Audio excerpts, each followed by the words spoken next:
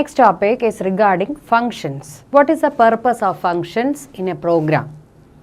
ഒരു പ്രോഗ്രാം എഴുതുമ്പോൾ അതിലെ ഫംഗ്ഷൻ നമ്മൾ എഴുതുന്നത് എന്തിനാച്ചാൽ ആ പ്രോഗ്രാമിലൂടെ നമുക്കിപ്പോൾ ഒരു കാൽക്കുലേറ്ററോ അതല്ലെങ്കിൽ വേറെ എന്തെങ്കിലും തരത്തിലുള്ള ഒരു പ്രോഗ്രാം ഡെവലപ്പ് ചെയ്യണമെങ്കിൽ അതിലേക്ക് ആവശ്യമായിട്ടുള്ള മെത്തേഡുകൾ ഫംഗ്ഷനുകൾ നമുക്കിപ്പോൾ കാൽക്കുലേറ്റർ തന്നെ എടുത്തു കഴിഞ്ഞാൽ ആഡ്, അതേമാതിരി സബ്ട്രാക്ട്, അതേപോലെ പ്രോഡക്റ്റ്, അതേപോലെ ഡിവൈഡ് എന്നിങ്ങനെയുള്ള ഫംഗ്ഷനുകളൊക്കെ നമുക്ക് ചെയ്യാൻ പാകത്തിനായിട്ട് നമ്മുടെ പ്രോഗ്രാമിനകത്ത് തന്നെ അതിനെ പല പല സെക്ഷനുകളാക്കി ഡിവൈഡ് ചെയ്തുകൊണ്ട് നമുക്ക് നമ്മുടെ ടാസ്കുകൾ എല്ലാം തന്നെ അതിലൂടെ ചെയ്യാൻ സാധിക്കുന്നു. അപ്പോൾ ഒരു സെറ്റ് ഓഫ് സ്റ്റേറ്റ്മെൻറ്റ്സ് ഒരു ടാസ്കിന് വേണ്ടി ഉപയോഗിക്കുന്നുവെങ്കിൽ മറ്റൊരു സെറ്റ് ഓഫ് സ്റ്റേറ്റ്മെൻറ്റ്സ് മറ്റൊരു ടാസ്കിന് വേണ്ടിയാണ് ഉപയോഗിക്കുന്നത്. ആ രീതിയിലൂടെ നമ്മുടെ പ്രോഗ്രാമിനെ ഡെവലപ്പ് ചെയ്യുമ്പോൾ പ്രോഗ്രാം ലെങ്തി ആവാം, പക്ഷെ എന്നാൽ തന്നെയും പ്രോഗ്രാമിൻ്റെ എഫിഷ്യൻസി വളരെ നല്ലതായിട്ട് നമുക്ക് ചെയ്യാൻ സാധിക്കുന്നു. അപ്പോൾ അതിനെ നമ്മൾ പറയുന്ന പേരാണ് ഫങ്ഷൻസ് എന്നുള്ളത്. അപ്പോൾ ഫങ്ഷൻ എന്ന് പറഞ്ഞു കഴിഞ്ഞാൽ it is A set of statements that is used to perform a specific task.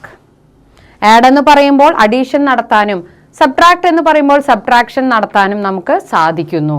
അപ്പോൾ ആ രീതിയിലാണ് നമ്മളൊരു പ്രോഗ്രാമിനെ ഡിസൈൻ ചെയ്യുന്നത്. അപ്പോൾ ഇവിടെ നമുക്ക് കാണാം functions, a group of statements to perform a specific task. അപ്പോൾ അതുപോലെ എത്ര സ്റ്റേറ്റ്മെന്റ്സ് വേണമെങ്കിലും നമുക്കതിൽ ഉണ്ടാക്കാവുന്നതാണ്. ഇനി അതിൻ്റെ അഡ്വാൻറ്റേജസ്, കോഡ് റീയൂസബിലിറ്റി, ആ കോഡിനെ നമുക്ക് വീണ്ടും വീണ്ടും ഉപയോഗിക്കാൻ സാധിക്കുന്നു.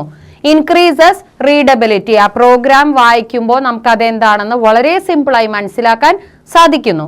കോഡ് ഷെയറിംഗ്, നമുക്ക് ആ ഉപയോഗിക്കുന്ന ആ കോഡ് പരമാവധി ആ പ്രോഗ്രാമിനകത്ത് പല സ്ഥലങ്ങളിലായിട്ട് നമുക്ക് ഷെയർ ചെയ്ത് ഉപയോഗിക്കാൻ സാധിക്കുന്നു. പ്രോഗ്രാം ടെസ്റ്റിംഗ് ഈസ് ഈസി, നമ്മൾക്ക് ഏതെങ്കിലും വാല്യൂസ് ഒക്കെ ഇട്ട് കൊടുത്തിട്ട് ഇപ്പോൾ നമ്മൾ ഒരു പ്രോഗ്രാം ഡിസൈൻ ചെയ്താൽ അതിലേക്ക് വാല്യൂസ് ഇട്ട് കൊടുത്തിട്ട് ഇത് കറക്റ്റായിട്ട് വർക്ക് ചെയ്യുന്നുണ്ടോ എന്ന് അറിയാൻ സാധിക്കുന്നു. Program development is easy and fast, അതിൽ നമുക്ക് കൂടുതൽ ഫംഗ്ഷനുകൾ ചേർക്കണമെങ്കിൽ ചേർക്കാം. ആ രീതിയിലൂടെ നമ്മുടെ പ്രോഗ്രാമിനെ നമുക്ക് മാക്സിമം ഈസി ആയിട്ട് ഡെവലപ്പ് ചെയ്യാൻ പറ്റുന്നു.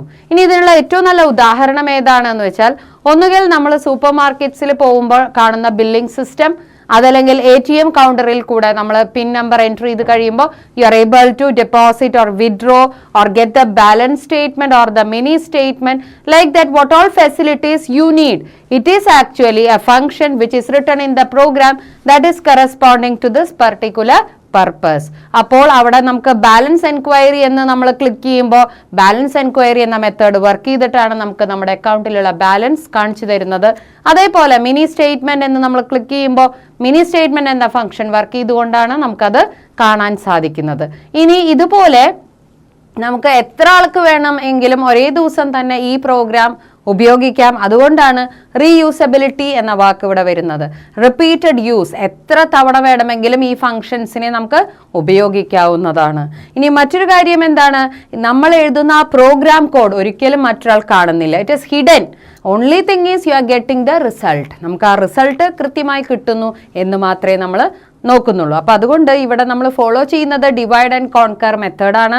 അതായത് നോർമലി എല്ലാ കാര്യങ്ങളും ഒരുമിച്ചൊരു പ്രോഗ്രാമിലൂടെ നമ്മൾ റെപ്രസെൻറ്റ് ചെയ്യുന്നതിന് പകരമായിട്ട് നമ്മൾ ആ പ്രോഗ്രാമിലൂടെ എന്തൊക്കെ ചെയ്യണമോ അതിനെയെല്ലാം സ്പെസിഫിക് ആയിട്ടുള്ള ടാസ്കുകളായിട്ട് നമ്മൾ മാറ്റിയിട്ട് അതെല്ലാം ഓരോ ഫംഗ്ഷനുകളാക്കിയിട്ട് മാറ്റുന്നു. അപ്പോൾ ഓരോ ഫംഗ്ഷൻസ് വർക്ക് ചെയ്യിക്കുമ്പോൾ മാത്രമേ ആ പർട്ടിക്കുലർ ടാസ്ക് നടക്കുന്നുള്ളൂ. അപ്പോൾ ആ രീതിയിൽ പ്രോഗ്രാം കുറച്ചും കൂടി ഭംഗിയാക്കാൻ നമുക്ക് സാധിക്കുന്നു.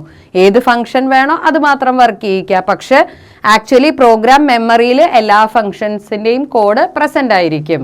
നെക്സ്റ്റ് ടോപ്പിക്കിൽ നമ്മൾ പറയുന്നത് പാസിംഗ് സ്ട്രിങ്സ്, ഒരു ഫംഗ്ഷനിലേക്ക് സ്ട്രിങ്ങിനെ പാസ് ചെയ്യുന്നു. ഡെഫ് വെൽക്കം ടൈറ്റിൽ, അപ്പോൾ ഈ ടൈറ്റിൽ എന്ന് പറയുന്നത് നമ്മൾ കൊടുക്കുന്ന വാല്യൂ ആണ്. അപ്പോൾ title is equal to hello plus title. ഇപ്പോൾ നമ്മൾ എന്തെങ്കിലും ഒരു പേര് കൊടുത്തു വിചാരിക്കുക, അതായത് നമ്മളിപ്പോൾ പേര് കൊടുക്കുകയാണ് ഹെലോ, ഇപ്പോൾ ആ ടൈറ്റിൽ എന്നുള്ള സ്ഥാനത്ത് നമ്മളിപ്പോൾ അഭിഷേക് എന്നാണ് കൊടുത്തത്. അപ്പോൾ എന്ത് വരും, ടൈറ്റിലേക്ക് സ്റ്റോർ ആവുക ഹെലോ അഭിഷേക് എന്നാണ്. അതേപോലെ ഇവിടെ താഴെ R is equal to Abhijith welcome എന്നിട്ട് ബ്രാക്കറ്റിൽ 6 കൊടുത്താൽ ജസ്റ്റ് നമ്മൾ ആ വെൽക്കം എന്ന ഫംഗ്ഷനെ കോൾ ചെയ്യണമെന്നർത്ഥം. അത് കഴിഞ്ഞ് പ്രിന്റ് ആർ, അപ്പോൾ നമുക്ക് അവിടെ പ്രിന്റ് ചെയ്തു വരുന്നത് ആ പേരാണ്. അപ്പൊ ഇതുപോലെ നമുക്ക് എങ്ങനെ വേണമെങ്കിലും നമ്മുടെ ഫംഗ്ഷനിലൂടെ നമുക്ക് അങ്ങനെ കാണിക്കാം. അപ്പൊ എന്ത് വരും, ഇപ്പൊ ഇവിടെ വെൽക്കം ആർ, ഇപ്പൊ ആർ എന്ന് പറയുന്നതാണ് നമ്മൾ ഇവിടെ ഒരു എക്സാമ്പിൾ ആയിട്ട് കൊടുത്തത്. ആറിൽ നമ്മൾ അഭിജിത്ത് എന്നാണ് സ്റ്റോർ ചെയ്തത്, അതിന് പകരം ഇപ്പൊ ഇവിടെ ടൈറ്റിലാണ് കൊടുത്തത്. അപ്പൊ ഇവിടുത്തെ പർപ്പസ് എന്തായിരുന്നു, ഹലോ കഴിഞ്ഞ ആ പേരും കൂടി പ്രിന്റ് ആയി വരിക എന്നാണ്. പക്ഷെ ഇവിടുത്തെ പർപ്പസ് എന്താണ്, ജസ്റ്റ് ആ പേര് പ്രിന്റ് ചെയ്യിക്കുക എന്നാണ്. അപ്പൊ അങ്ങനെ നമ്മുടെ ഇഷ്ടത്തിനനുസരിച്ച് നമുക്ക് ഫംഗ്ഷനിലെ വ്യത്യാസങ്ങൾ വരുത്താം. Next passing tuple to a function ആണ്. Def max my tuple first comma second equal my tuple ഈ first greater than second return first else return second. എന്താണ് ഇവിടുത്തെ കണ്ടീഷൻ, നമ്മളിവിടെ ചെക്ക് ചെയ്യുന്നത് ഫസ്റ്റ് സെക്കൻഡിനെക്കാട്ടിലും വലുതാണോ എന്നുള്ളതാണ്. അപ്പൊ ഈ ഫസ്റ്റ് സെക്കൻഡിനെക്കാട്ടിലും നമുക്ക് വലുതാണെങ്കിൽ ഓട്ടോമാറ്റിക് ആയിട്ട് അവിടെ നമുക്ക് ഫസ്റ്റ് ആണ് റിട്ടേൺ ചെയ്യുക, അല്ലെങ്കിൽ നമുക്ക് എന്ത് വരണു, റിട്ടേൺ ചെയ്യുന്നത് സെക്കൻഡ് ആണ്. അപ്പൊ നമുക്ക് ഇവിടെ ആർ ഇസ് ഈക്വൽ ടു 3,1 ആണ് കൊടുത്തിട്ടുള്ളത് വാല്യൂ. അപ്പോ 3 ഗ്രേറ്റർ ദാൻ 1 ആണോ എന്ന് ചെക്ക് ചെയ്തിട്ട് അതെ, അപ്പൊ നമുക്ക് 3 സ്റ്റോർ ആവും. അപ്പോഴാണ് നമുക്ക് 3 ഔട്ട്പുട്ട് ആയിട്ട് കിട്ടുന്നത്. അപ്പൊ ഇതുപോലെ നമുക്ക് ഫങ്ഷൻസ് വെച്ചിട്ട് ടപ്പിളിനെ, സ്ട്രിങ്ങിനെ, എന്തിനെ വേണമെങ്കിലും ഫംഗ്ഷനിലൂടെ നമുക്ക് ഔട്ട്പുട്ട് ആയിട്ട് വർക്ക് ചെയ്യിക്കാൻ പറ്റും.